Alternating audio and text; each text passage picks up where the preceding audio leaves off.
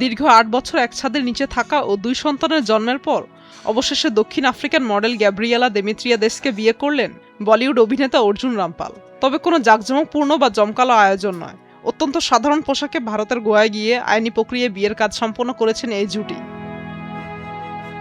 উত্তর গোয়ার মাপুসার sub registrar কার্যালয়ে বিয়ের আনুষ্ঠানিকতা সম্পন্ন করেন অর্জুন ও গ্যাব্রিয়েলা।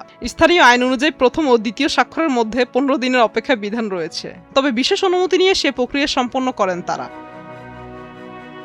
২০১৮ সালে অর্জুন ও গ্যাব্রিয়েলার প্রেমের সম্পর্কের সূচনা হয়। দীর্ঘদিন একসঙ্গে থাকার পর ২০১৯ সালে জন্ম নেয় তাদের প্রথম সন্তান অরিক।